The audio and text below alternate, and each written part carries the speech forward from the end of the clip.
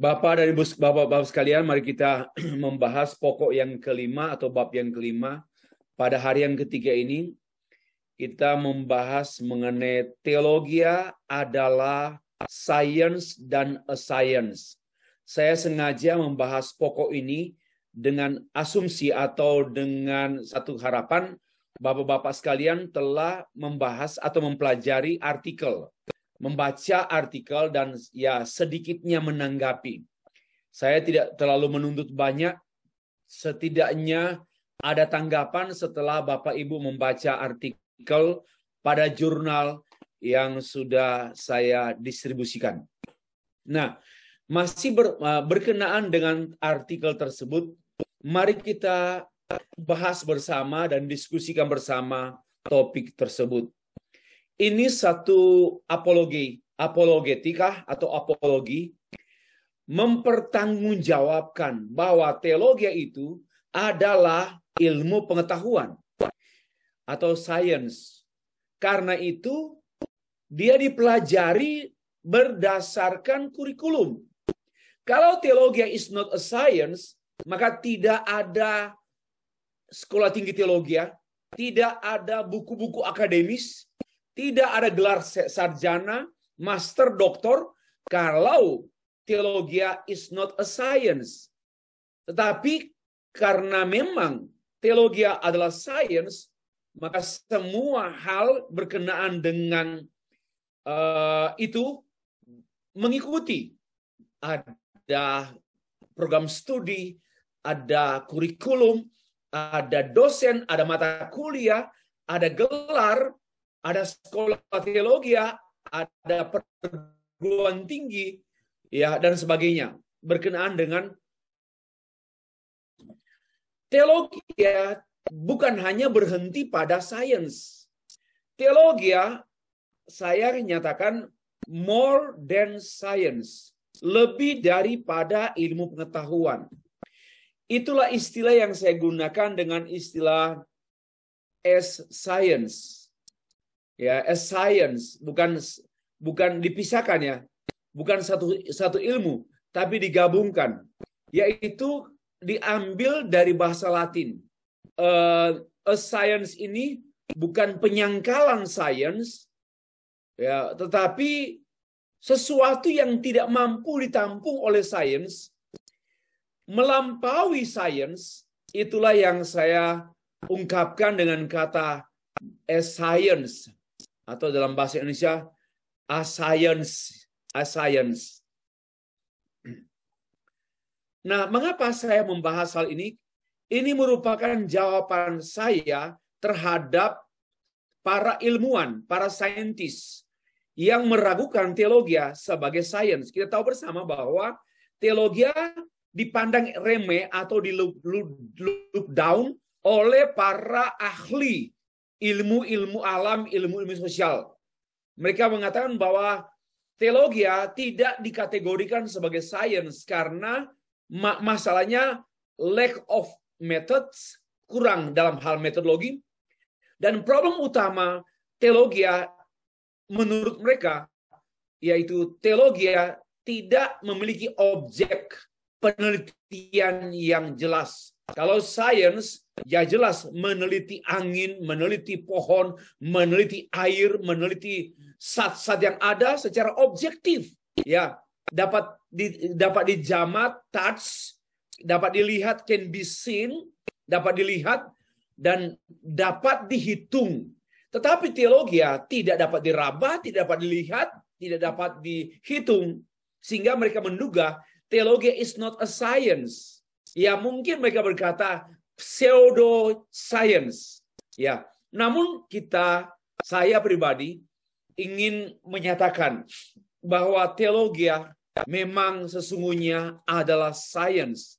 Tetapi teologi juga tidak hanya sejauh sains, melainkan melampaui sains.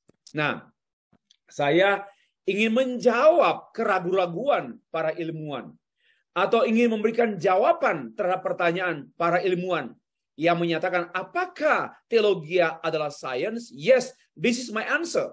Ini jawaban saya. Nah, bersama dengan pembahasan ini pula, saya membuat kajian sekaligus memberikan peringatan kepada para teolog yang terlalu memaksakan teologi hanya sejauh sains. Terlalu mengkerdilkan teologi pada hukum-hukum sains yang terbatas. Sejumlah teolog di antaranya yang kemudian dicap liberal theologian, teolog liberal yang memaksakan teologi hanya sejauh sains karena dia memenuhi hukum-hukum sains, karena dia memenuhi kriteria-kriteria atau ketentuan langkah-langkah sebagaimana yang ditempuh oleh para ilmuwan. Dan saya memberikan peringatan kepada para teolog yang berkhianat pada imannya, pada ilmunya, pada teologi. Itulah maksud saya dengan artikel yang saya harap Bapak Ibu, Bapak-bapak sudah membacanya. Ya, baik. Saya sengaja mulai dengan menegaskan dua hal. At least, setidaknya pengetahuan dapat dibagi dalam dua jenis pengetahuan secara makro, yaitu pengetahuan umum yang dikenal dengan bahasa Inggris common knowledge dan pengetahuan ilmiah yang dikenal dengan scientific knowledge. Ini pada umumnya. Pengetahuan umum dan pengetahuan ilmiah. Nah, pengetahuan umum itu adalah pengetahuan sehari-hari.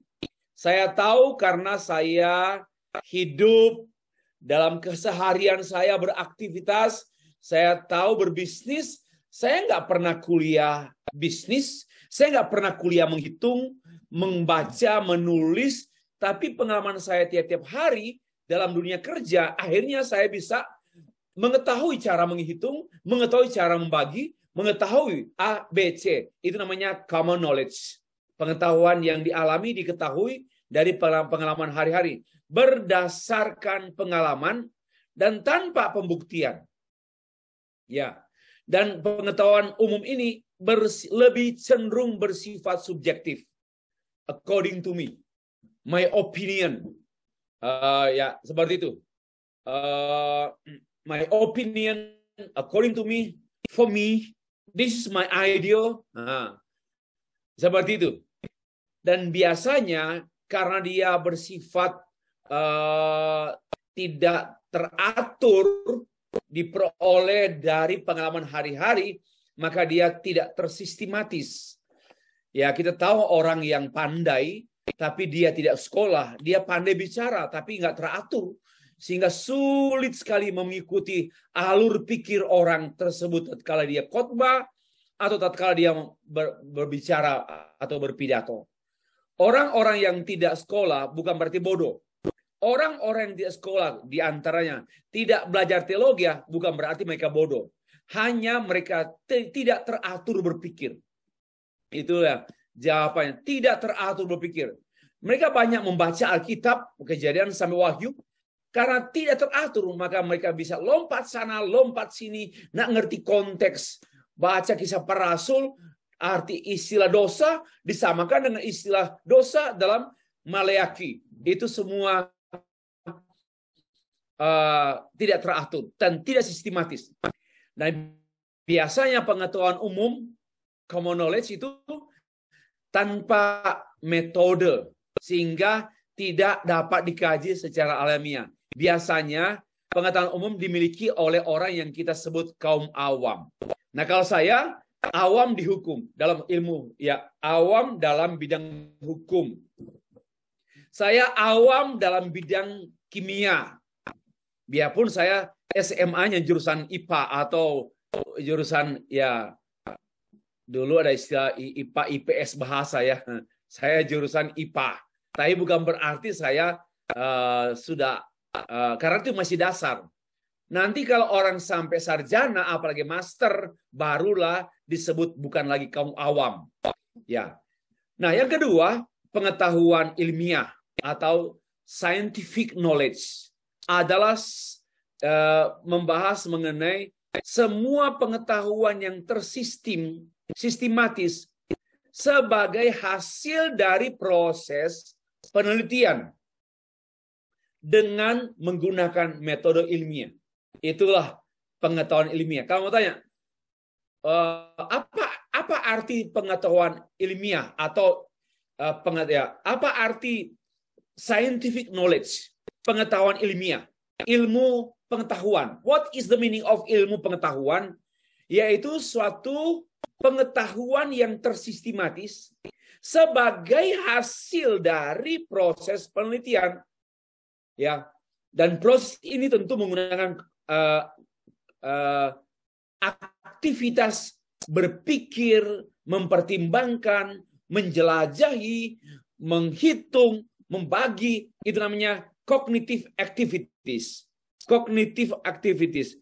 Nah, tentu hal ini hanya mungkin terjadi apabila menggunakan metode tertentu secara teratur. Ini namanya pengetahuan ilmiah. Jadi sekali lagi, pada umumnya orang membagi pengetahuan itu dalam dua bagian. Pengetahuan umum atau biasa dan pengetahuan khusus atau ilmiah. Nah, dari sini kita mengarah kepada pengetahuan ilmiah. Ya. Ketentuan namanya sains ilmiah itu yang namanya sains. Karena kalau pengetahuan umum belum disebut sains. Yang namanya sains itu adalah pengetahuan ilmiah. Scientific knowledge.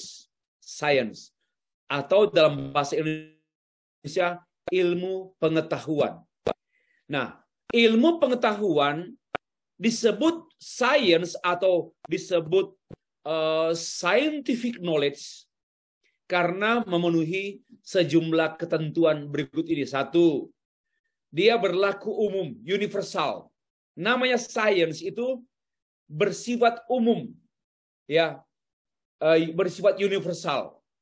Sehingga pengetahuan atau sehingga science Afrika, science Eropa, science Indonesia, Papua, Afrika sama semua. Tidak ada klaim khusus sains Afrika. Sains itu menembus batasan-batasan geografis, etnis, batasan-batasan bahkan agama. Batasan apapun. Sains itu freedom, bebas.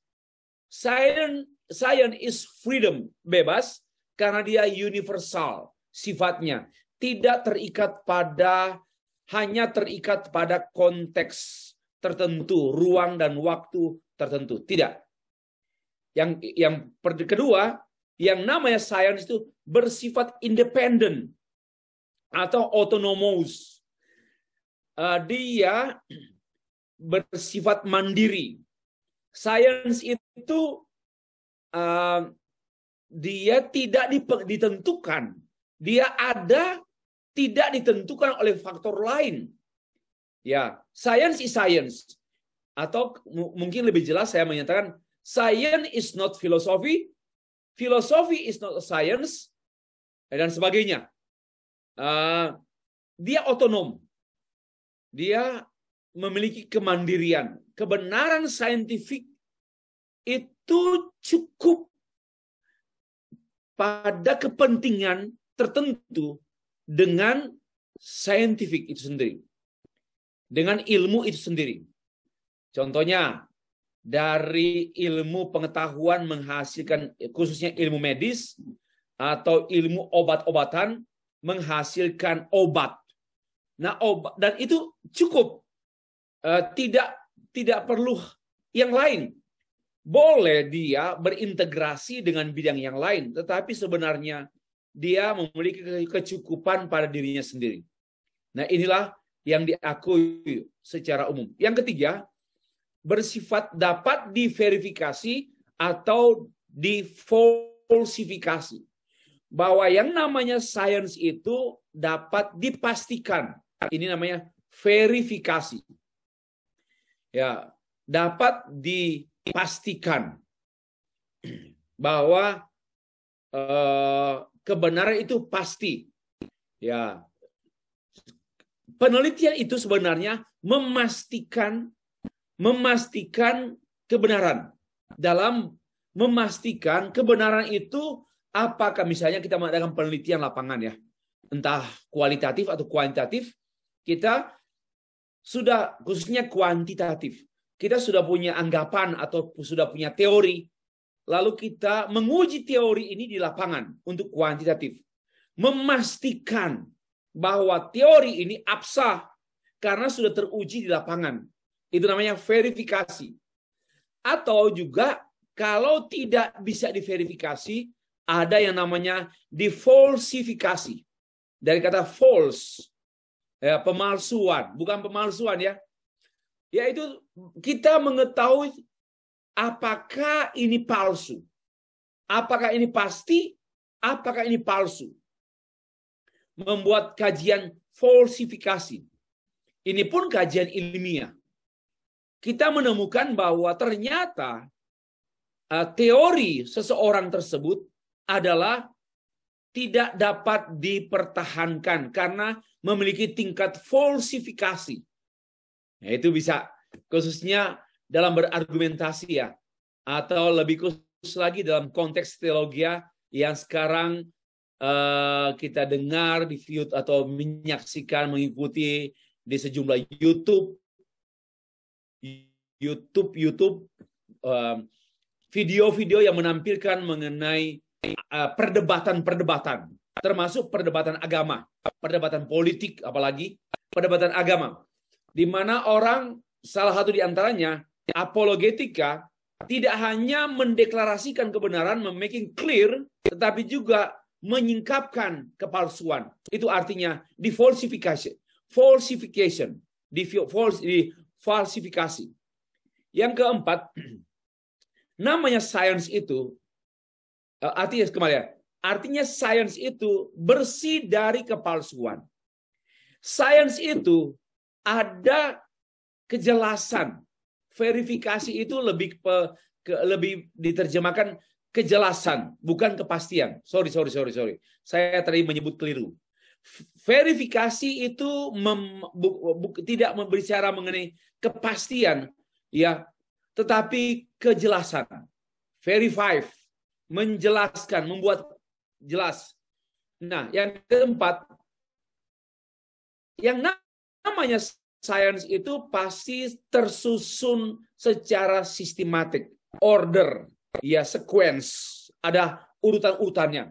Apa, mengapa, bagaimana, 1, 2, 3, 4, 5, A, B, C, D, dari bawah ke atas, dari samping kiri ke kanan, itu ada tersistematis. Itu menyangkut apa? Menyangkut orderliness, keberaturan. Karena hukum, mengapa sistematis? Karena kebenaran itu memang teratur. Maka perlu disajikan secara teratur. Kebenaran tidak pernah kacau. Kebenaran tidak pernah sulit. Kebenaran tidak mungkin sulit. Kebenaran is simple.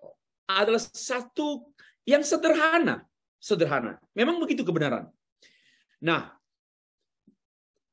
karena dia teratur dan sederhana, maka dia harusnya disajikan secara teratur. Termasuk diantaranya bagaimana kita membuat paper, membuat tesis, dissertation, membuat surat formal permohonan, atau kita membuat bahan khotbah, teratur semua. Kenapa? Karena kebenaran itu teratur. Jangan berpikir saya menyampaikan khotbah secara teratur demi mudah dipahami oleh jemaat. Bukan. Teraturnya khotbah saya karena kebenaran itu sempurna, teratur. Yang kelima, tentu bersifat objektif. Para ilmuwan menegaskan bahwa yang namanya pengetahuan ilmiah harus objektif, bukan subjektif. Ya, bukan antara subjektif dan objektif, tetapi semakin objek, ya, originalitas dan juga akuntabilitas itu semakin traceable karena objektivitas. Di sini sangat mengedepankan objektivitas. Lalu orang bertanya, Pak, kan teologi kan sulit ya, karena tidak ada objektivitas. Salah. Harus belajar teologi baru menduga. Saya kadang-kadang sedih loh dengan orang Kristen. Nggak belajar teologi, tetapi banyak ngomong, banyak menghakimi, dan akhirnya menelanjangi kebodohan mereka. Ya, termasuk biarpun saya nggak sembarangan bicara hukum karena saya bukan ahli hukum. Saya nggak sembarangan bicara mengenai ilmu-ilmu lain karena memang bukan bidang saya. Ya. Nah, sekarang banyak gereja, banyak orang Kristen khususnya, apalagi ada juga ya sejumlah orang beragama lain berbicara tentang Kristen, lucu. Pertama, dia tidak tahu. Kedua, dia tidak percaya. Tapi dia berbicara tentang Kristen. Saya kok kecewa sekali ya dengan sejumlah orang Kristen. Saya bilang kecewa. Terlalu membanggakan simbol-simbol Kristen. Misalnya, saya mendengar ada ulasan seorang Kristen yang menyatakan bahwa Soekarno, waktu beliau mengajukan dasar negara Pancasila, dalam berargumentasi dia menyampaikan sejumlah ayat Alkitab. Kalau saya mohon maaf, Pak Rekson, nggak tertarik. Kita kok ada orang Kristen bangga sekali kalau Jokowi menyebut ayat-ayat Alkitab. Saya terus terang, enggak lah. Saya nggak perlu applause dengan, Pak Jokowi menyebut Matius 22 ayat 37, kasihlah Tuhan Allahmu dengan segenap hatimu, dan seterusnya. Bagi saya, setan mengutip ayat pun, ya, sudah kita tahu. Dan saya nggak bangga. Apalagi orang-orang non percaya yang tidak percaya mengutip atau menggunakan simbol-simbol. Lihat, dia menggunakan salib di dadanya. Enggak peduli saya. Itu semua palsu gitu loh. Enggak, mari kita kritis, jangan dibodoh-bodohkan dengan fenomena gitu loh. Masa MTH kok amin, tergugah. Ya, hari ini beredar lagu seorang anak di Got Talent atau di mana? Seorang anak dari penonton ditanya oleh salah satu master ceremony, siapa di antara penonton yang mau menyanyi? Menyanyilah dia, namanya siapa saya lupa. Lalu dia menyanyi Amazing Grace. Wah, banyak orang itu lagu gitu loh. Tidak semua orang yang menyanyi lagu rohani sambil menangis adalah orang-orang yang beriman sesuai dengan lagu itu. Kita jangan kecelek dan jangan picik, jangan sempit. Saya katakan entah SBY atau siapapun termasuk Presiden Amerika berbicara tentang Alkitab, saya kok nggak tertarik. Kalau politisi bicara Alkitab, apalagi ya, politisi bicara Alkitab di publik, di tempat umum, saya kok nggak simpati gitu, nggak simpati. Kalau boleh, nggak usah bicara ayat Alkitab di tempat umum, karena banyak faktor. Itulah, jangan cepat-cepat mengatasnamakan rohani dan agama untuk satu kepentingan. Itu loh. Nah, kembali kepada apa yang kita sedang bahas. Objektivitas. Nah, disinilah serangan para ilmuwan terhadap kekristenan, khususnya kepada para teolog berkenaan dengan teologi yang diduga oleh mereka tidak objektif, because nggak ada objek penelitian. Mereka tidak menduga, kan kita kan teologi, studi tentang Allah. Salah definisi kan? Kita meneliti Allah. Itu bodoh. Bodoh sekali. Coba, kenyataannya ada doktor, master, sarjana bahasa. Ya. Dan mereka meneliti bahasa. Entah sastra, tertulis, atau verbal. Jadi sama juga dengan teologi ya. Entah, kita kan meneliti Alkitab, sastra, biblical literature. Ya, kita meneliti. Dan itu objek penelitian kita, yaitu Alkitab. Bukan Allah. Meneliti Alkitab tentang firman Allah, perkataan Allah, dan juga perbuatan Allah yang tertulis dalam Alkitab. Dan ini sangat objektif. Kalau kita membuat kajian kuantitatif, tidak langsung dari Alkitab, kita bisa meneliti apa sikap orang Kristen terhadap kebenaran Alkitab, maksud saya. Nah, itu pun bisa diteliti. Apa sikap orang Kristen terhadap kebenaran Alkitab? Itu bisa diteliti dari secara kuanti atau kuali. Itu pun objek penelitian, yaitu sikap orang Kristen terhadap kebenaran. Jadi bertahun-tahun banyak ilmuwan yang tidak memahami teologi, tetapi menghakiminya dalam kebodohan mereka, sehingga mengatakan bahwa teologi is not a science because theology has no method, has no object, have no object. Itu problem. Yang ke-6, teruji secara empiris. Ini yang ditekankan oleh scientific knowledge, bahwa yang namanya empiris itu, Bapak Ibu, teraba, terukur, terlihat, terhitung.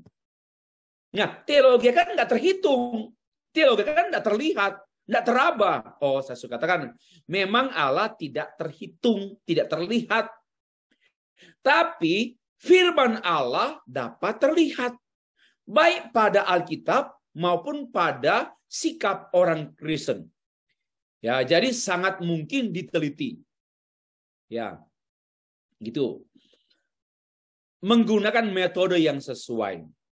Ya, itu juga. Dan teologi memiliki metode masing-masing. Dan setiap ilmu pasti ada metode universal. Semua ilmu hukum, medis, sosial, politik, ekonomi, teologi, semuanya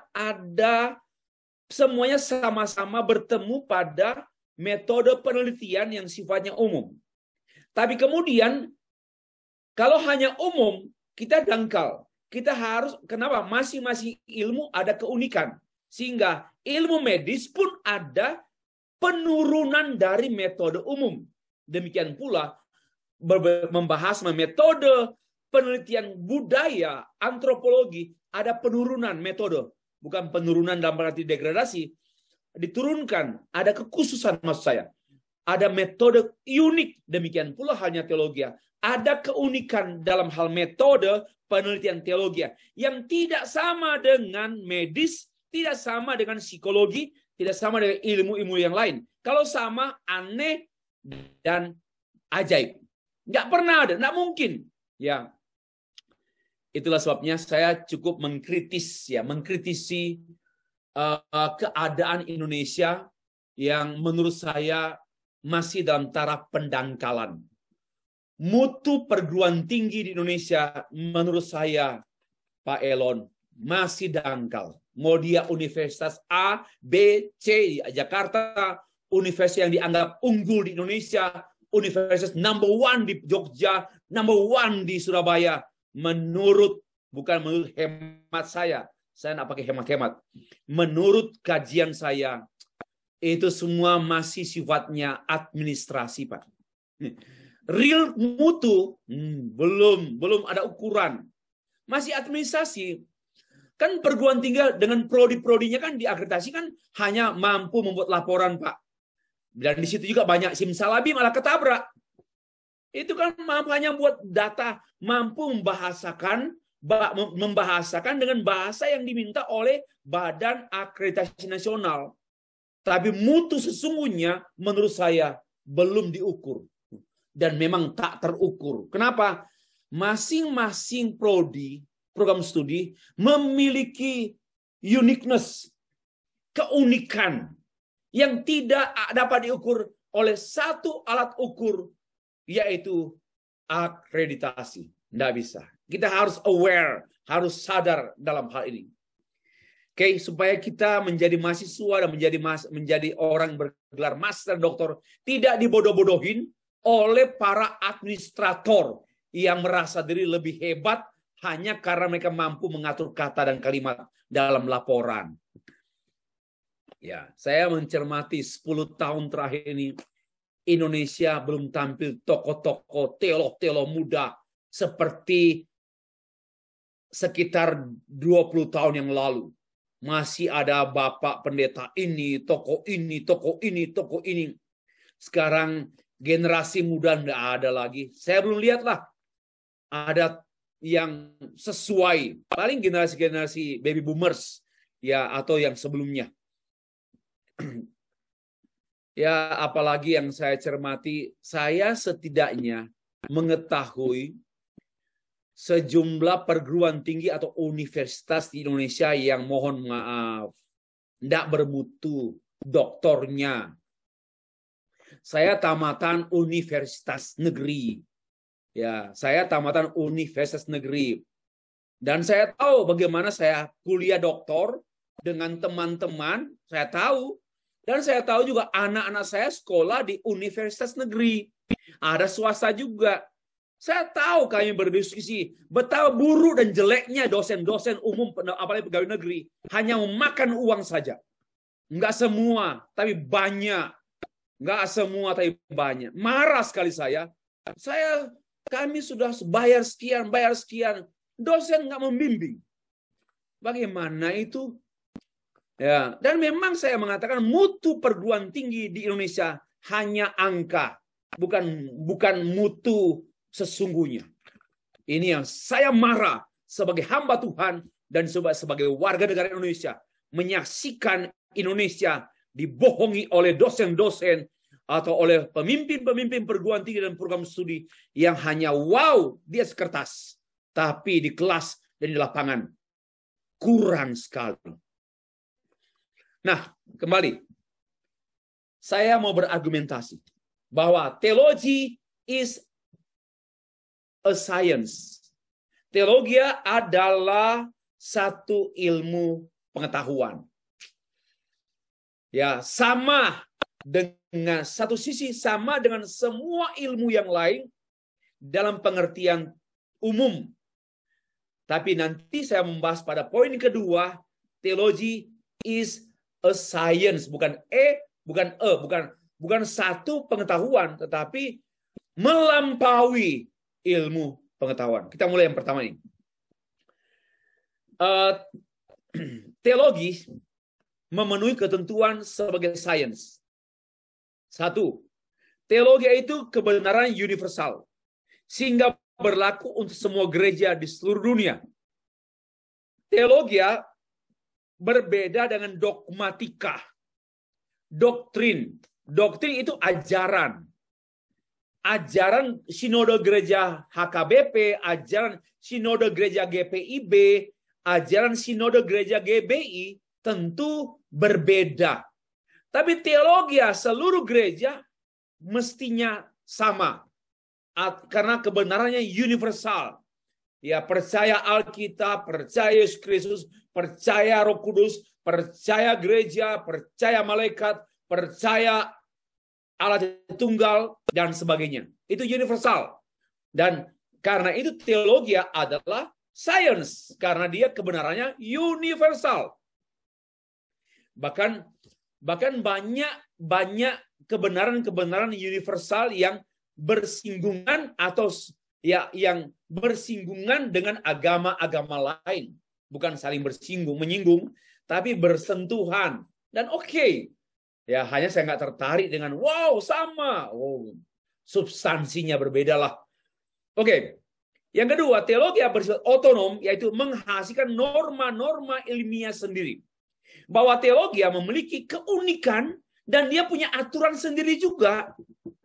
Nggak bisa diatur oleh medis, nggak bisa diatur oleh sosiologi, nggak bisa diatur sebagaimana sosiologi tidak diatur oleh bidang yang lain. Harus fair dong. Ya. Nah, yang ketiga, teologi adalah studi yang sifatnya terbuka, yang siap diuji, diverifikasi. Ya. Maka itu teologi kan terus-menerus dikaji, diuji, kembali back to the Bible, diverifikasi. Teologi yang bertahan itu karena teologi yang sudah teruji. Sejak bapak-bapak gereja, Agustinus, terus pada abad 16, Luther, Martin Luther, kemudian Calvin, Farel, Zwingli, Melanchthon, tokoh-tokoh abad reformasi, kemudian abad modern, sampai sekarang. kita memperhatikan teologi Kristen, tidak ada perubahan. Dari dulu sudah begitu. Ya, ada perbedaan sifatnya marginal, sifatnya margin, ya. Dan oke saja perbedaan cara membaptis, tetapi teologi baptisan sama. Perbedaan perjamuan kudus, oke, menyangkut menol cara, tapi substansinya sama. Pengudusan, pembenaran sama. Ya, ini sifatnya dapat diverifikasi atau dapat ditemukan. Kalau ajaran Kristen atau teologi Kristen melenceng dari Alkitab, muncul ajaran sesat. Dan kita mengupayakan falsifikasi untuk menemukan kepalsuan-kepalsuan dalam doktrin Kristen. Ya. Oke, yang keempat, teologi bersifat objektif karena teologi adalah ilmu pengetahuan yang bebas dari prasangka dan tidak ada aspek subjektivitas. Jangan bicara according to me, no. But according to Paul in the book of Romans, according to Paul in the book of Ephesians, according to Matthew, according to Matthew in the book of the Gospel of Matthew. Jadi kita objektif banget, bukan objektif banget, jangan pakai banget. Itu objektif, nggak ada subjektif. Karena kita juga memiliki hukum-hukum penafsiran yang sifatnya universal. Teologi Biblika meneliti teks Alkitab secara objektif, mengetahui apa yang dimaksudkan oleh si penulis, and what is the meaning of the text. Itu semua objektif, ya. Yang kelima, teologi praktika itu meneliti perilaku gereja, perilaku jemaat secara objektif untuk mengetahui sejauh mana kebenaran yang diberitakan berbuah, berdampak dalam kehidupan sehari-hari di segala bidang. Karena kehidupan Kristen keluar dari pemikiran teologi Kristen yang benar, menghasilkan etika Kristen dan etiket Kristen yang benar pula. Jadi sifatnya memenuhi kriteria science. Oke. Yang keenam, teologi pastilah dihasilkan oleh metode dengan teknik dan prosedur yang dilakukan untuk menghasilkan temuan. Tentu entah dengan pendekatan kuantitatif atau dengan pendekatan kualitatif. Jadi sama saja. Coba perhatikan disertasi tesis sekarang ini. Tidak semua. Karena saya juga mencermati sejumlah tesis dan skripsi dan disertasi, bahkan mohon maaf, mereka lah yang saya sebut perlu di warning, diberi peringatan, karena terlalu memaksakan studi eksegetis dengan kajian kuantitatif.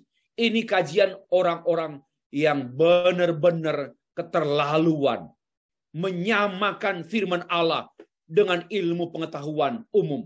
Itu yang saya katakan warning. Saya marah dengan kejahatan pendeta-pendeta yang memaksakan tafsir PLPB untuk dikaji dan diuji di lapangan dengan pendekatan kuantitatif. Ini satu pekerjaan bodoh, satu pekerjaan yang memalukan, merendahkan Alkitab. Saya tegas sekali dalam hal ini.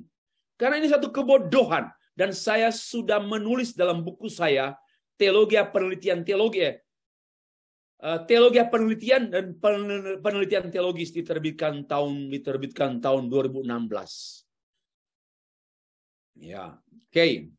Yang ketujuh, teologi biblika, sistematika, filosofika, dan historika itu lebih cocok dengan pendekatan kualitatif. Sedangkan teologi praktika seperti konseling, penginjilan, manajemen gereja, pendidikan Kristen bisa menggunakan pendekatan kuanti.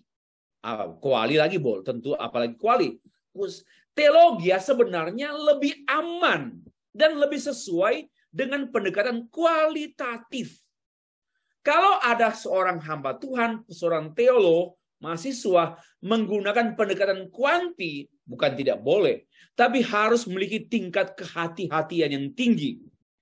Secara khusus kalau membuat kajian-kajian pastoral, misiologis, kajian leadership manajemen gereja, bolehlah dengan mengadakan pendekatan kuantitatif. Tetapi kalau dia membuat kajian biblika, membuat eksegese, tafsir PLPB, lalu kebenaran yang dia ungkapkan dalam bab 2, kajian teoretik dari biblical study, kemudian bab 4 dia membuat dengan pendekatan bab 3 dengan metode, dia menemukan uji lapangan.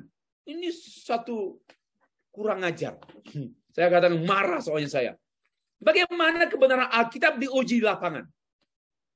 Ya. Lalu ternyata hasil penelitian lapangan uji H0 ada pengaruh antara A dan B variabelnya. Berarti kebenaran Alkitab yang dituangkan dalam bab 2 benar karena teruji di lapangan. Ini kan satu kebodohan. Atau nggak benar karena nggak teruji di lapangan. Ini yang saya bilang hati-hati. Dan saya sudah mencermati kebodohan-kebodohan yang sedang dilakoni oleh sejumlah mahasiswa yang memang juga kuliahnya simsalabim juga sih. Nggak kuliah sungguh-sungguh, kuliah master setengah tahun, langsung wisuda. Terlalu banyak Indonesia. Di Indonesia terlalu banyak simsalabim gelar. Ya, terlalu banyak permainan setan. Bukan hanya STH dan MTH, Bapak Ibu. Saya kan di public school juga. Apalagi yang buat disertasinya siapa? Paling seorang ahli, bayar lagi. Maka itu pejabat pemerintah yang kuliah ambil doktor di Universitas Diponegoro, UI, UNJ, pejabat-pejabat, kebanyakan bukan mereka yang membuat disertasi. Ini dibuat oleh para ahli yang stafnya dan dibayar. Dia tinggal hafal. PowerPoint-nya juga dibuat oleh staf ahli. Dia tinggal baca. Saya tahu perasaan dia membaca. Ini tulisan dia atau tulisan orang lain. Saya tahu. Tertati-tati. Waktu tanya blow on. Ini terus terang itu. Ya, sebab saya sudah berbicara dengan sejumlah dirjen. Tempo hari saya dengan dirjen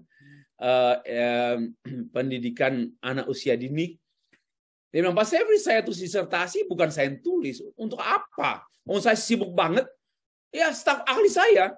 Saya tinggal ke Singapura 1 minggu, saya hafal semua, Pak. Saya hafal. Waktu ujian disertasi, cum laude. Bukan rahasia lagi. Pokoknya perhatikan ya, Bapak Bu. Kalau ada pejabat, waktu menjabat, dia waktu terpilih jadi gubernur, bupati, terpilih jadi pejabat dalam kementerian-kementerian tertentu, lalu dia kuliah, tiba-tiba dapat gelar doktor atau master. Kemungkinan besar, ya, bukan mereka yang kuliah, dan kemungkinan besar tulisan mereka bukan karya mereka. Tapi cum laude, kenapa? Ya karena dibayar kok, mahal tuh bayarannya itu. Satu disertasi bisa 75 juta kan. Yang penting pejabat kan banyak uang. Saya juga terus terang ya, agak mengkritisi. Kenapa sih polisi-polisi Indonesia yang namanya perwira kok kaya-kaya? Kenapa ya polisinya kok kaya gitu loh? Gajinya berapa sih? Saya pikir kok masyarakat enggak buat gerakan. Kalau boleh diturunkan dulu semua ini, dibersihkan ulang. Polisi-polisi dibersihkan ulang. Harusnya cukup saja. Jangan pernah kaya. Kalau kaya, dugaan korupsi tinggi, dugaan apalah permainan. Hanya karena memang gini, kekuasaan itu Bapak Ibu gampang mendatangkan uang. Kekuasaan. Saya pikir Indonesia perlu ada restrukturisasi kepolisian. Ya, perlu dan segera sebelum tambah rusak Indonesia. Termasuk kejaksaan. Wah, ini yang berurusan dengan kejahatan itu justru mereka penjahat-penjahat. Apakah seorang pendeta nggak boleh ngomong begini? Harus.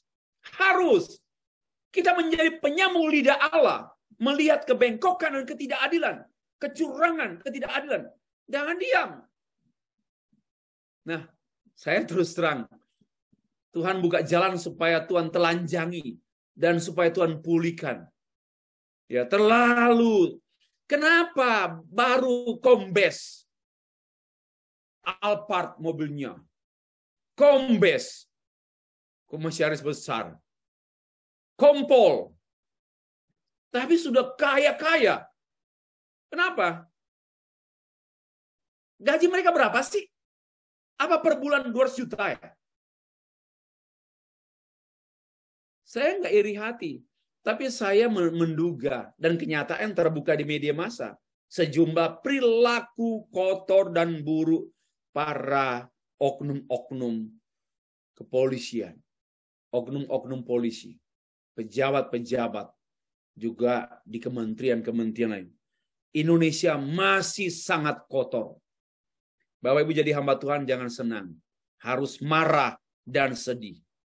Harus marah dan sedih. Kalau Bapak Ibu pendeta-pendeta hamba Tuhan tidak marah dan tidak sedih, saya sedih sekali dengan kependetaannya. Demikian juga teologi sifat yang ketiga, empiris, yaitu berdasarkan pengamatan dan pengalaman yang bersifat langsung dan tidak langsung, khususnya seperti yang dikerjakan oleh para teolog praktika. Seperti apa? Seperti para konselor membuat verbatim. Ya, jadi oke saja. Teologi, termasuk teologi praktika, is a science. Mereka mengamati perilaku konseli dengan membuat bantuan psikologi, membaca gejala-gejala batin konseli untuk mengetahui keadaan dan masalah sesungguhnya dari konseli, sehingga mereka bisa memberikan solusi teologis dari sumber-sumber dari Alkitab. Ini objektif. Ya. Sekarang kita sudah mendeklarasikan bahwa teologi memang sains. Kalau nggak sains, semua sekolah tutup. Tolong ya, kalau nggak sains, semua sekolah tutup.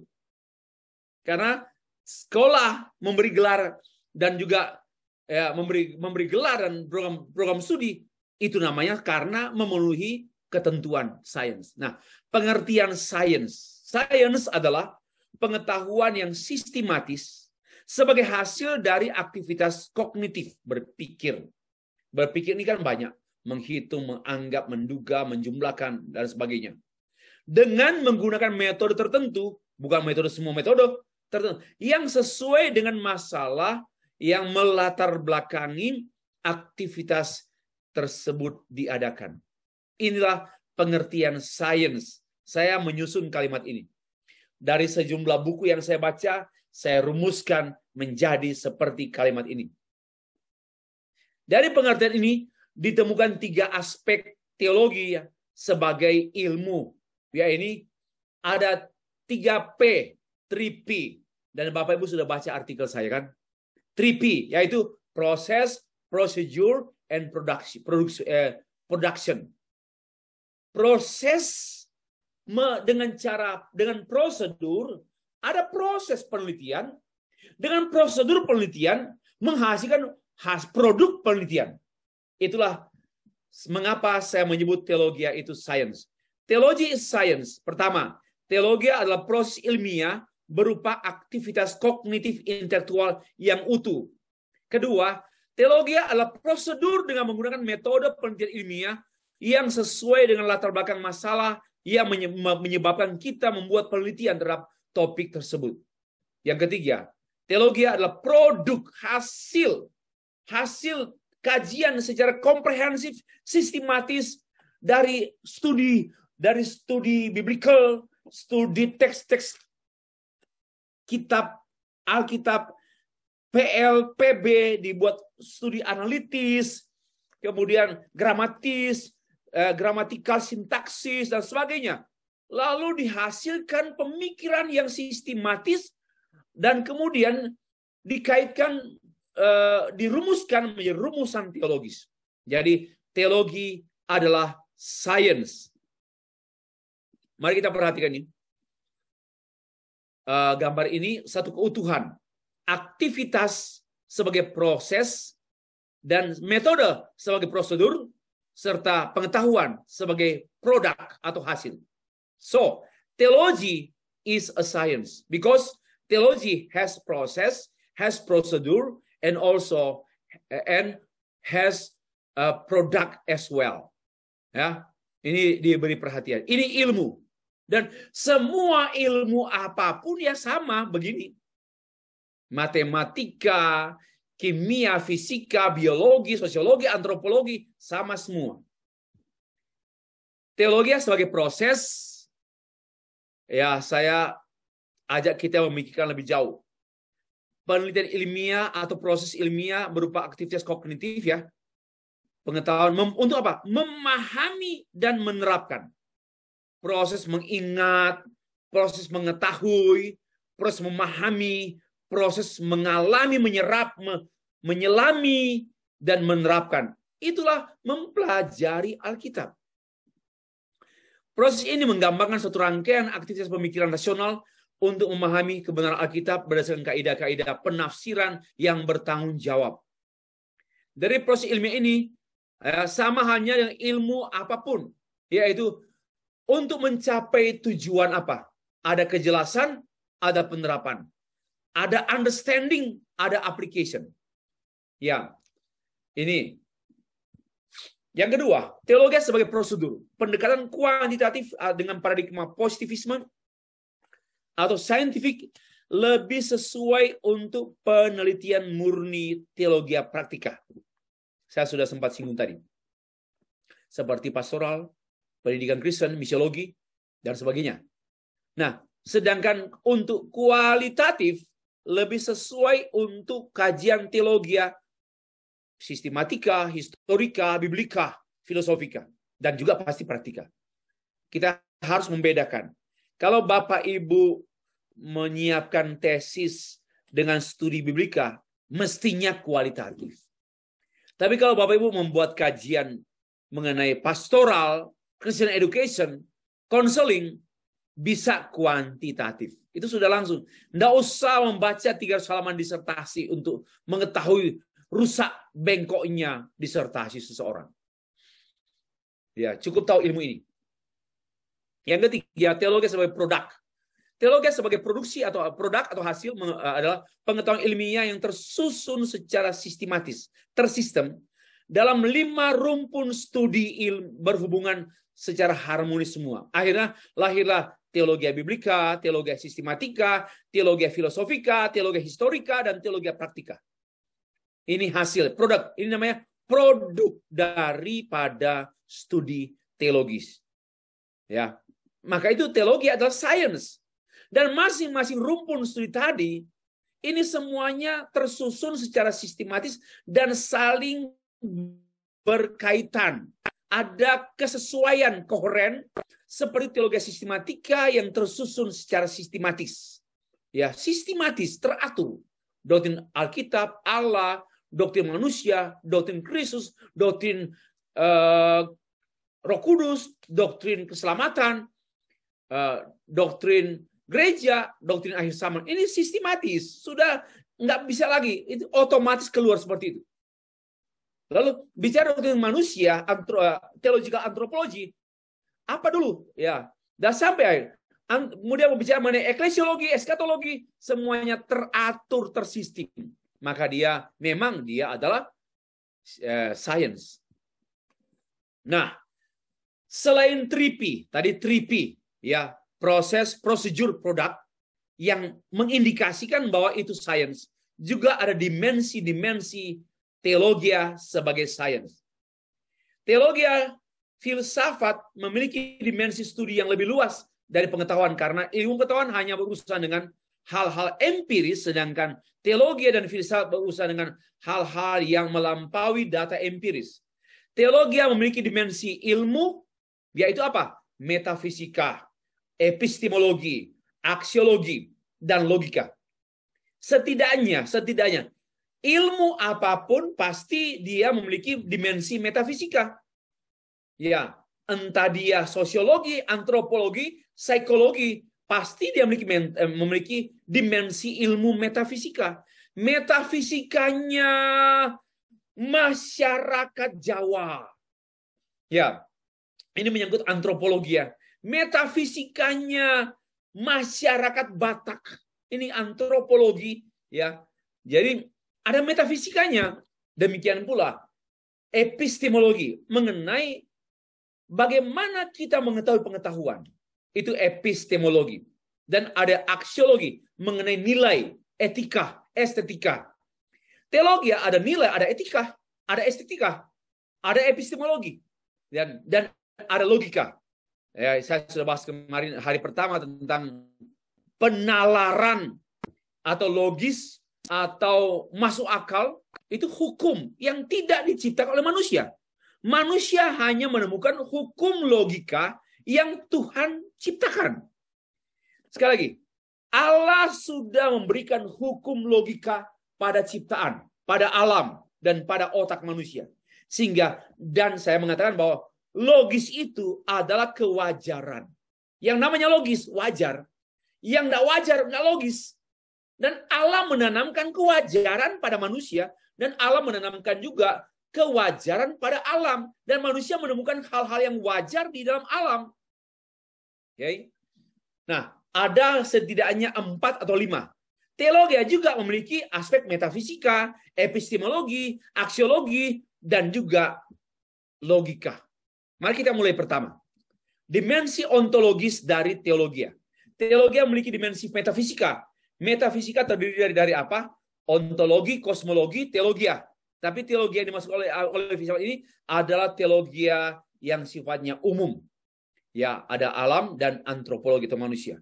Nah, ontologi adalah studi mengenai hakikat dari sesuatu yang ada. Sifat-sifat sesuatu itu, dia bebas tanpa dipengaruhi dan sifatnya universal dan mutlak. Teologi itu adalah kebenaran bebas, kebenaran yang sifatnya individual juga, yang ada pada dirinya sendiri, dan kebenaran yang sifatnya universal dan mutlak. Firman Allah mutlak. Maka teologi yang bersumber dari Alkitab yang adalah firman Allah memiliki dimensi ontologis. Ya, karena itu ya teologi pun adalah sains.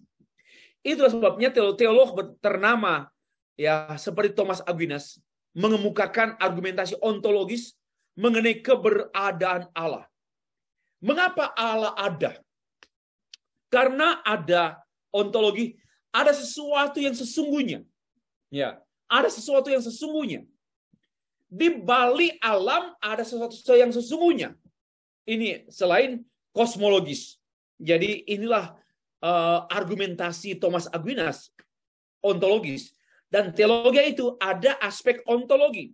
Karena itu Bapak Ibu, mari kita berteologi ya, jangan dangkal-dangkal dan jangan terlalu berorientasi hanya pada praktis. Tapi harus juga bertolak dari ontologi mengenai kesesungguhan. Misalnya, arti sesungguhnya penebusan, arti sesungguhnya pembenaran, arti sesungguhnya pengampunan dosa, arti sesungguhnya menjadi seorang pendeta. Ontologinya apa? Itu penting sekali. Oke. Ontologi teologi Kristen pertama difokuskan pada apa yang diketahui dan dimengerti pengertian umum. Kedua, mengetahui yang sesungguhnya. Saya sudah bahas tadi. Yang ketiga, baru mengakui dan terlibat dalam urusan-urusan metafisika. Maka itu orang berdoa. Bapak, Ibu, orang berdoa karena metafisika. Dia percaya doanya didengar oleh sesuatu yang tidak dilihat. Itu metafisika. Dan pasti ada. Nah, mestinya pula doa kita harus doa metafisika. Tidak hanya doa fisika. Tuhan berikan kami makanan kami. Tuhan saya sakit. Itu doa fisika. Doa fisikal. Tuhan kami susah. Tuhan sembuhkan. Nggak salah. Tapi kalau orientasi doa kita hanya fisika, ya saya katakan dangkal. Doa kita harus metafisika. Ya. Yaitu sampai pada kesesungguhan. Sehingga muncullah doa. Sekalipun Tuhan yang kami sembah tidak menolong kami, melepaskan kami dari perapian yang Tuhan kudirikan, kami sekali-kali tidak akan menyembah dewa Tuanku. Ini Sadrak, Mesak, Abednego. Kenapa? Mereka memiliki doa metafisika. Ya, saya harap ini membuat kita makin interest. Para ilmuwan tidak dapat mencapai dengan pasti mengenai apa yang ada di belakang keberadaan yang tidak terlihat karena melampaui hukum empiris. dan tidak dapat dijangkau oleh para filsuf.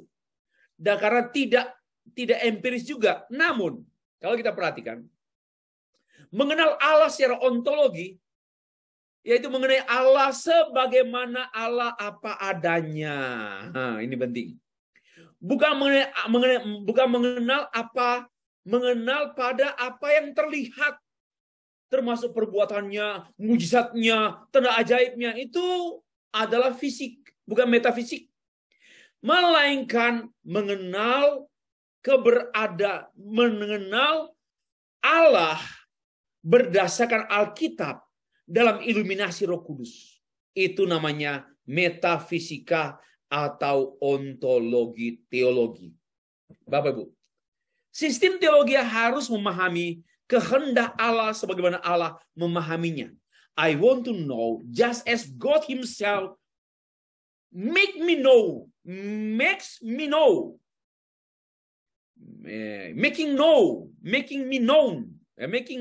membuat saya tahu. Ya, not because of me, not by me. Ya, ini penting, itu ontologi. Teologi yang mengenai Allah Trinitas pun hanya dapat dipahami secara ontologi sehingga menjadi pengetahuan epistemologi. Dari ontologi maka muncullah pengetahuan. Oh yes, I know. It can be identified. It can be recognized. Oke, maka muncullah pembahasan kedua, dimensi epistemologi dari teologi.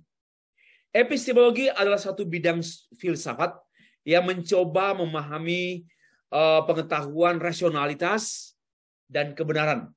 Maka itu muncul, apa itu pengetahuan? Bagaimana itu diketahui? Apa itu kebenaran? Seperti apa mengetahui kebenaran? Itu namanya epistemologi. How to know the truth? How do you know what you have known? Itu namanya epistemologi. Nah, ada 4 kemungkinan untuk mengetahui. 1, mengetahui by indera, by mata, by hidung. Saya tahu karena saya melihat. Rasional, saya tahu karena saya berpikir.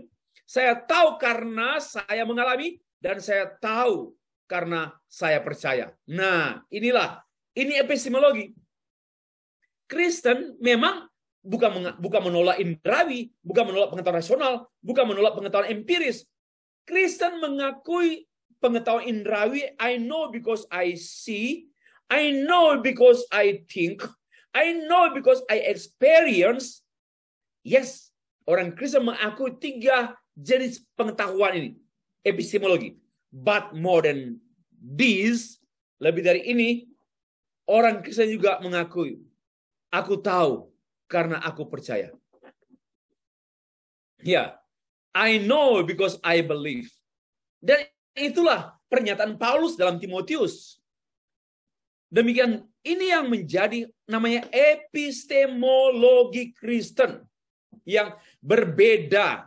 Kalau agama-agama tertentu mengatakan, ya buktikan dulu bahwa Yesus adalah Allah, baru saya percaya. Saya nggak tertarik, karena saya bukan tukang bukti. Dan Allah tidak bisa hanya terikat pada bukti. Bukti itu dangkal dan sempit, Bapak Ibu sekalian. Maka saya ditanya waktu debat atau dialog dengan orang beragama lain, mereka menanyakan, Pak, buktikan kepada saya lu bahwa Yesus adalah Allah. Saya bilang, pertanyaanmu itu dangkal. Dan kamu bukan polisi yang minta bukti. 2 alat bukti. Bagaimana kali kamu meminta 2 alat bukti bahwa Yesus adalah Allah? Dan itu dangkal. Ya, kenapa? Karena kalau Allah hanya sejauh bukti yang dapat diindrawi, maka Allah itu berhala. Allah kampungan, Allah kadarnya. Ya. Tapi Allah sesungguhnya beyond. Karena dia beyond, maka dia menjangkau manusia dengan wahyu. Maka wahyu nih. So that's why I believe because so that's why we can say that I know. Indeed I know because I believe. Believe apa? Believe in the Bible. Believe in the Bible who is telling about Christ. In the Bible who is telling about hell, heaven, justification, sanctification, and grace, God's mercy, and semua hal. Nah, Agustinus pernah menulis demikian. Believe first, then understand. We wish to know and then believe. We should not be able to either know or believe. Ya, kita percaya dulu, baru kemudian mengerti. Kita mau tahu dan kemudian percaya. Kita kedua-duanya ya, enggak bisa.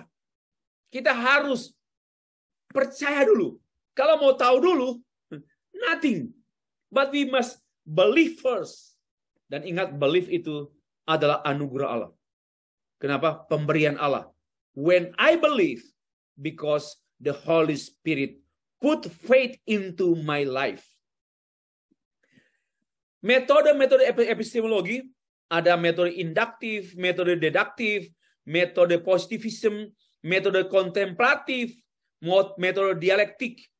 Nah, kalau metode induktif menemukan teori, itu biasa kualitatif. Kalau metode deduktif menguji teori. Kalau positivisme buktikan secara objektif. Kontemplatif itu subjektif. Nah, sekarang teologi khususnya praktika seperti pastoral, konseling, misiologi, dan pendidikan Kristen bersifat interdisiplin ilmu, maka dia bisa berrelasi dengan sosiologi, psikologi, antropologi, biologi, dan sebagainya. Ini namanya pengetahuan teologis yang memang dipahami memiliki dimensi epistemologi. Maka tidak dapat disangsikan lagi bahwa selain ontologi atau metafisika, juga epistemologi menegaskan bahwa teologi is a science. 3. Dimensi aksiologi dari teologi. Aksiologi berasal dari kata aksios yang berarti nilai, layak, patut, pantas, value. Nilai yang dimaksudkan adalah sesuatu yang dimiliki manusia untuk membuat pertimbangan tentang apa yang dinilai dan yang dilakukan. Nilainya, ya, aksios. Ini berkenaan dengan aksi juga. I do. Apakah yang saya pikirkan dan saya lakukan, nilainya apa? Apakah nilainya sementara atau nilainya bertahan atau nilainya kekal? Apakah nilainya hanya ekonomis atau nilai politis atau nilai? Kalau hanya begitu dangkal. Melainkan kita harus memikirkan nilai-nilai surgawi, nilai-nilai ilahi. Jangan hanya berhenti pada nilai-nilai alamiah. Jangan hanya pada nilai-nilai moralis. Jangan hanya berhenti pada nilai-nilai yang sifatnya kemanusiaan. Tetapi juga harus berlanjut pada dan berdasar pada nilai-nilai surgawi, nilai-nilai ilahi. Bapak Ibu, apa yang terjadi kalau manusia benar-benar tidak ada urusannya dengan ilahi? Ya, dia tidak lebih dari binatang. Manusia yang tidak ada, dan tidak mungkin adalah manusia yang tidak ada unsur rohani. Entah dia rohani alamiah, ya dia, karena manusia adalah makhluk memiliki semen religius. Sekalipun dia berdosa, tetap dia ada rasa takut terhadap sesuatu di luar dirinya sendiri. Nah, berbicara mengenai nilai pasti mengacu pada etika, norma, dan juga terungkap pada estetika, keserasian atau keindahan. Dari objek yang indah menghasilkan nilai yang indah. Nah, teologi itu mengatur keserasian. Indah itu kan serasi. Teologi mengatur keserasian antara apa yang dipahami dan apa yang dilakukan. Apa yang diimani dan apa yang dialami.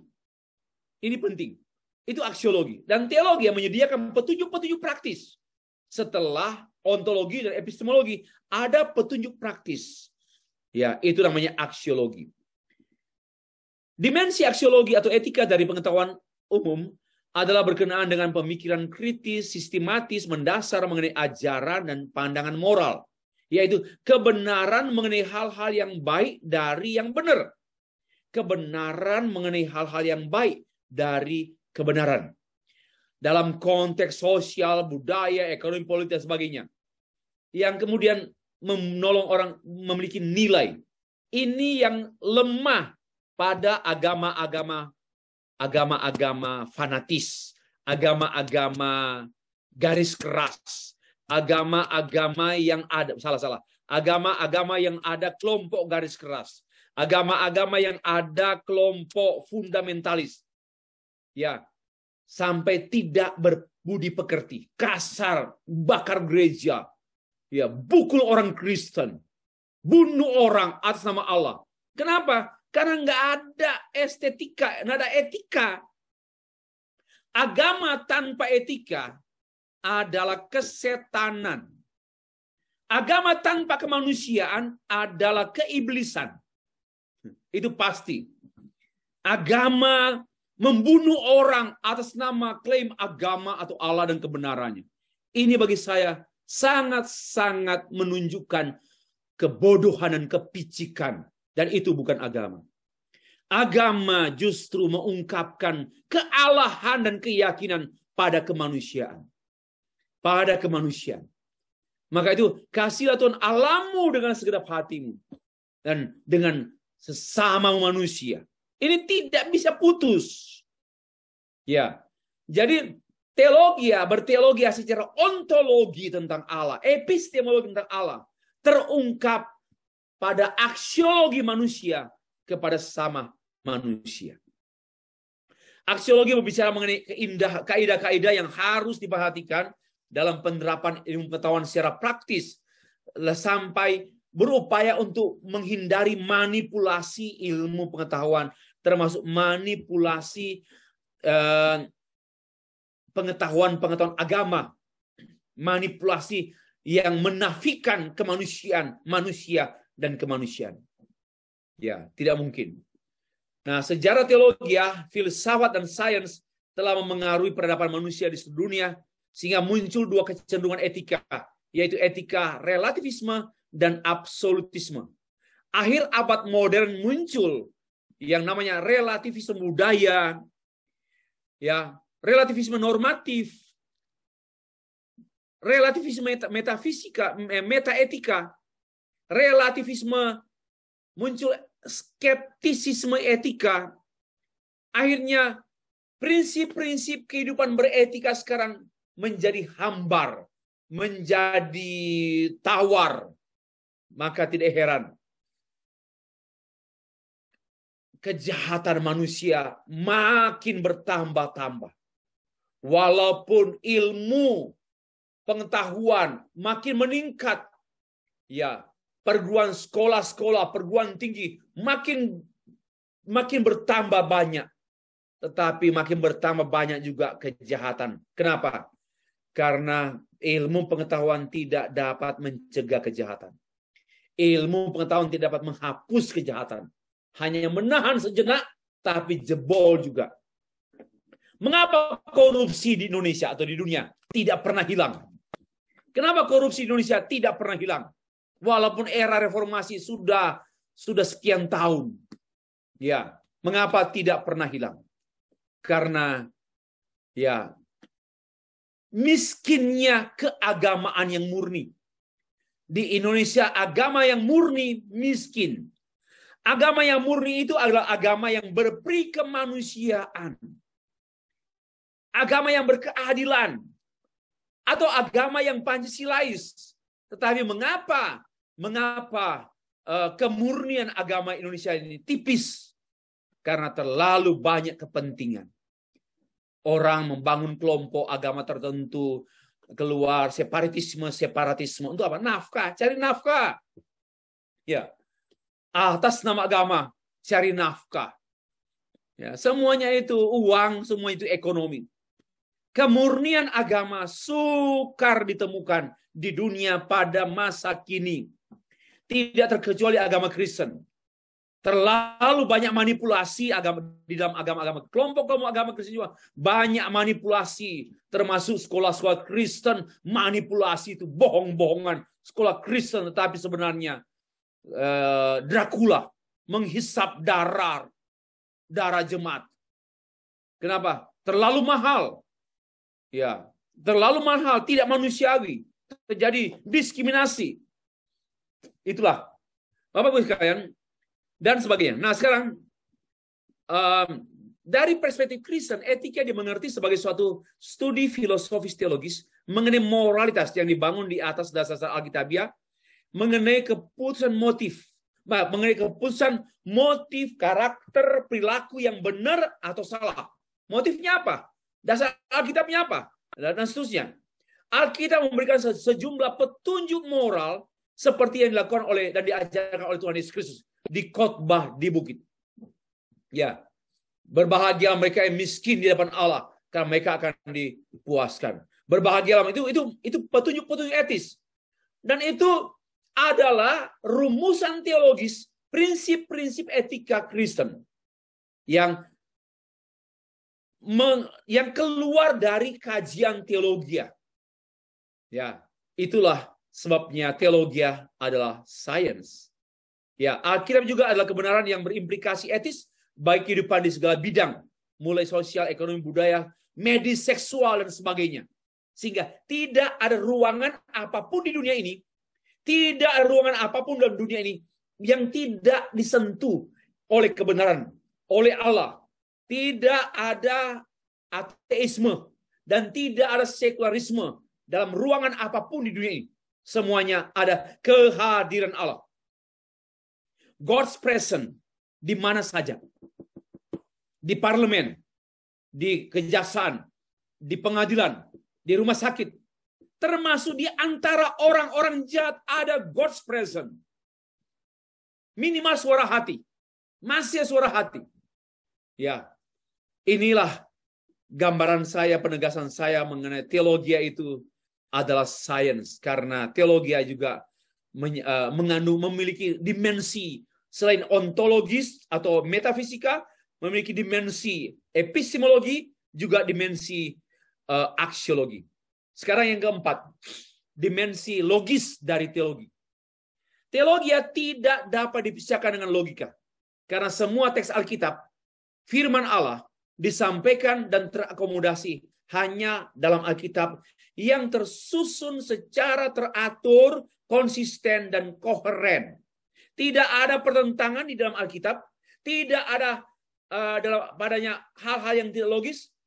Saya tidak menemukan hal-hal yang tidak masuk akal dalam Alkitab.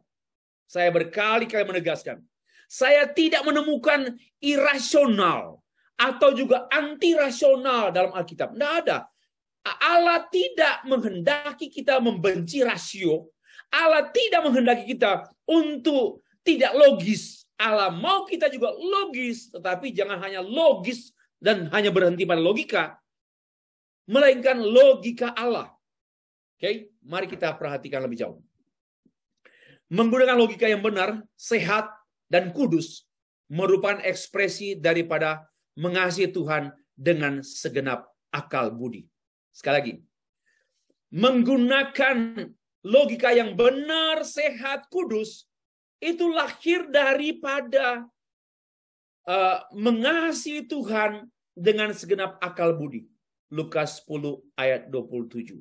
Nah, sikap yang berlebihan kepada logika atau tidak tepat terhadap kebangkitan dan pengaruh rasionalisme, ya, telah membuat banyak orang Kristen tidak mengasihi Tuhan dengan segenap akal budi lagi. Inilah yang ditampilkan oleh sejumlah teolog liberal dan fundamentalis. Ya. Berlogika tidaklah sama dengan berteologi. Sekalipun bukan sedikit orang yang melakukannya. Namun berteologi di satu sisi, perhatikan, di satu sisi pasti berlogika. Ya. Maksudnya apa? Rasio atau logika sangat penting dalam berteologi. Tidak mungkin orang gila berteologi. Berlogika sama dengan beralasan. Reason. What's your reason? Give me reason. Give me why do you do? Why, ini bahasa Inggris yang lucu-lucu ya. Why do you do that? Ini bahasa Inggris lucu-lucu. Funny English. Mengapa engkau melakukan itu? Why do you do that? Give me reason. Nah, atau kita begini. Why do you believe in the Holy Spirit? Ini namanya logika. Jawabannya, give me reason. Why do you believe in a miracle? Why do you believe in Christ Jesus? Why you believe? Why do you believe? Give me reason. Maka berteologi itu termasuk ada aspek berlogika. Bapak Ibu sekalian. Maka kita coba simpulkan. Teologi adalah sains karena memenuhi semua hukum ilmiah. Ciri-ciri ilmiah ada prosedur, ada proses, ada prosedur, dan ada produk.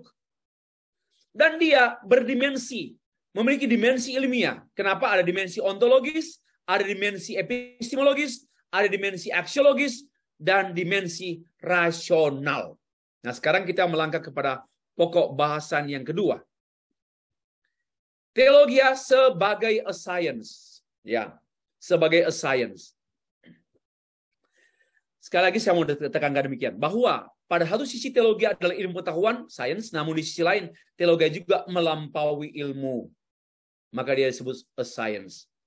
Agama manapun di dunia, kalau dia hanya sejauh sains, sedih sekali dan kasihan sekali. Agama sama dengan sains. Yes, agama itu sains. Agama itu satu sisi itu memiliki pengetahuan yang dapat diakui ilmiah. Tetapi juga dia memiliki pengetahuan yang melampaui ilmiah. Yang saya sebut dengan a science. Argumentasi. Karena teologi tidak hanya berkenaan dengan hukum alamiah, hukum alam, melainkan teologi berkenaan juga dengan hukum supra-alamiah. Itulah argumentasi yang pertama. Ya, kalau teologi hanya berkenaan dengan alam saya alamiah, itu namanya mamma mia. Tetapi teologi itu melampaui alam karena di dalam teologi juga berurusan dengan hukum Allah. Bahkan saya berpendapat demikian. Semua hukum alam berasal dari Allah. Ya. Gravitasi. Itu bukan ciptaan ilmuwan. Itu ciptaan Allah. Allah mengatur dan menciptakan dan mengatur seluruh dunia dengan sistem yang serasi. Tidak ada tabrak-menabrak antara bulan dan bintang, antara bumi dan matahari. Tidak. Tuhan atur demikian rupa. Keserasian, mengungkapkan kesempurnaan Allah. Maka adalah bodoh super banget kalau seorang ilmuwan membersihkan ilmunya dari teologi. Ya, tidak mungkin. Karena dalam dunia ini ada hukum alam dan ada hukum Allah. Dan hukum alam itu adalah ciptaan Allah, pencipta alam semesta. Teologi as a science melampaui ilmu karena ketidakmungkinan kita menjangkau Tuhan dan ciptaan Tuhan yang lain kecuali Tuhan sendiri yang oleh anugerahnya mengaruniakan iman kepada kita manusia.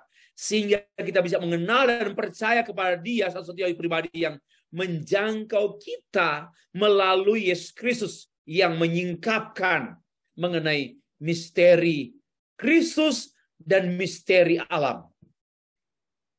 Ya, alam ini disingkapkan oleh Allah sendiri. Dan Allah menyingkapkan dirinya oleh Roh Kudus.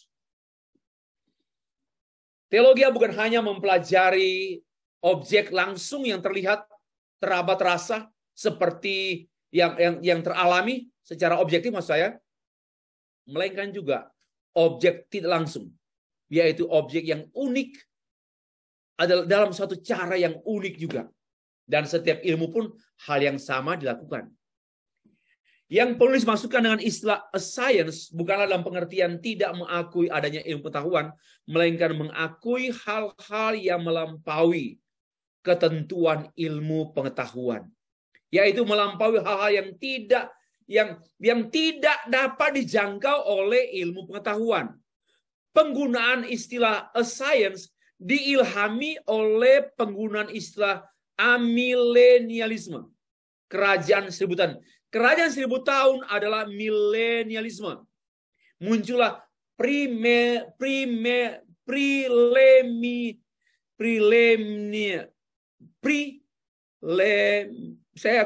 amilenialisme, postmilenialisme, premilenialisme. Nah, itu salah ini.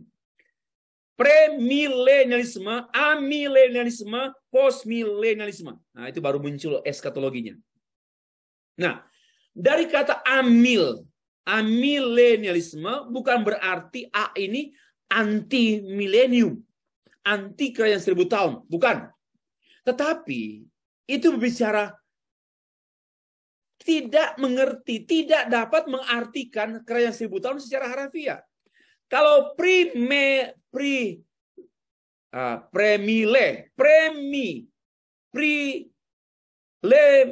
milenial itu milenialisme itu Kristus datang sebelum 1000 tahun. Post milenialisme Kristus datang setelah kerajaan 1000 tahun. Nah, amilenialisme Kristus sudah datang, ya, sedang datang, akan datang. Bukan secara dimengerti secara harafiah, tetapi dimengerti secara simbolik. Namanya amilenialisme. Dari kata ini A bukanlah anti milenialisme, melainkan sesuatu yang tidak dipahami secara harafiah. Dengan demikian, a science tidak hanya sejauh sains, melainkan melampaui hukum-hukum sains. Itu artinya. Bapak Ibu, istilah sains juga mengungkapkan keterbatasan ilmuwan. Banyak hal yang tidak dapat dicapai secara penuh oleh ilmuwan. Banyak keterbatasan ilmuwan yang juga mengungkapkan keterbatasan penelitian, termasuk keterbatasan metode dan hasilnya, seperti yang sudah diungkapkan tadi malam. Ada seorang penulis namanya William J. Ray menulis keterbatasan ilmu pengetahuan. Dia mengungkapkan demikian. 1. Terbatasnya pada apa? Tools we have available. Alat-alat meneliti yang kita punya hanya yang ada. Yang ada. Nah, kalau nggak ada, berarti penelitian itu bergantung pada ketersediaan alat penelitian. Itu keterbatasannya. Yang kedua, our share view of the world. Pastilah bahwa penelitian itu sangat banyak dipengaruhi oleh aspek-aspek pandangan kehidupan, pandangan dunia. Tidak pernah ada penelitian di ruang hampa. Yang ketiga, our personal psychological limitation, keterbatasan psikis pribadi peneliti. Yang misalnya ketakutan, membuat takut buat salah, atau takut ditolak, dan oleh teman ini, itu pun bisa menghambat, mengganggu, membatasi penelitian. Ini menurut William J. Ray. Jadi memang ilmuwan itu terbatas ilmu itu terbatas pada ilmuwan. Listen to me. Ilmu itu sangat terbatas pada ilmuwan. Dan ilmuwan itu sangat terbatas pada metode. Dan sangat terbatas pada tools, pada alat-alat yang dipakai. Nah, hanya kebenaran yang tidak terbatas. Ya. Istilah science juga mengungkapkan keterbatasan ilmuwan. Banyak hal yang tidak dapat dicapai secara penuh oleh ilmuwan. Banyak keterbatasan. Ya, sudah saya bahas ini. Nah, sangatlah sempit apabila kebenaran itu hanya sejauh hukum ilmiah modern. Sangatlah picik apabila kebenaran itu hanyalah mengenai hal-hal yang rasional, empiris dan objektif, dan sistematis. Muhammad Nasir dalam bukunya Metode Penelitian mengakui adanya kebenaran non-ilmiah. Ya, dia mengakui. Bapak Ibu tahu buku Muhammad Nasir? Saya sejak 20 tahun yang lalu, 30 tahun yang lalu, 20 tahun yang lalu sudah akrab dengan buku Muhammad Nasir. dia pun mengakui ada kebenaran non-ilmiah. Tapi saya tidak mengatakan itu non-ilmiah, melainkan melampaui ilmiah. Itu jawaban yang benar. Atau pernyataan yang benar. Lebih sesuai. Nah, arti teologi sebagai science and science demikian. Teologi suatu aktivitas kognitif orang percaya berdasarkan iman. No iman, tidak ada teologi. Mempelajari Alkitab dengan metode studi biblika untuk menemukan arti tekstual yang dinyatakan atau dikomunikasikan oleh Allah dalam komunitas gereja kepada konteks mana? Sosial, budaya, ekonomi, untuk menghasilkan pengertian atau pengetahuan yang berdampak transformasi individu yang kemudian berlanjut pada transformasi sosial. Kalau mau tanya, Stefri, apa arti teologi? Inilah teologi, ini rumusan yang keempat. Masih ingat tadi malam? Definisi teologi secara pengertian istilah harafiah, pengertian definisi teologi secara teoritik, secara praktis. Nah, sekarang saya merumuskan lagi teologi dalam bingkai sebagai science dan a science. Inilah artinya. Ya. Nah, berkenaan dengan itu, arti teologi sebagai science and science, teologi adalah suatu aktivitas kognitif berdasarkan iman. Teologi adalah refleksi iman kepada Allah, itu namanya a science. Teologi yang mempelajari Alkitab dengan metodenya untuk menemukan arti tekstual, itu namanya science. Teologi dipahami dalam konteks si pembaca, itu namanya science. Dan teologi adalah hasil pertemuan teks dan konteks. Oke, inilah namanya science. Jadi arti dari definisi saya ini, saya rincikan, turunkan dalam sejumlah pokok-pokok pemikiran. Ada 6 pokok pemikiran dari definisi saya tentang teologi sebagai science dan a science. Oke, lanjut. Penutup. Pada satu sisi, teologi adalah ilmu pengetahuan, science. Namun di sisi lain, teologi juga adalah melampaui ilmu pengetahuan. Karena teologi tidak hanya berkenaan dengan hukum alamiah, melainkan juga berkenaan dengan hukum supra-alamiah. Hukum Allah.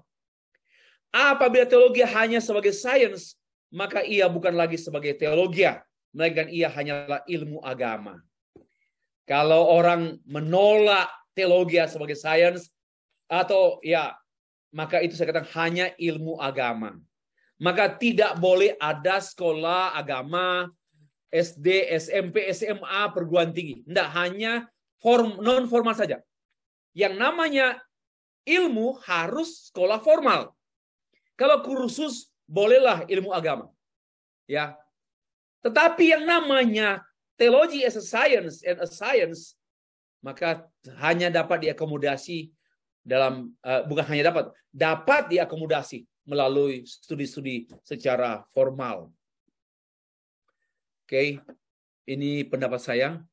Sekian dan terima kasih.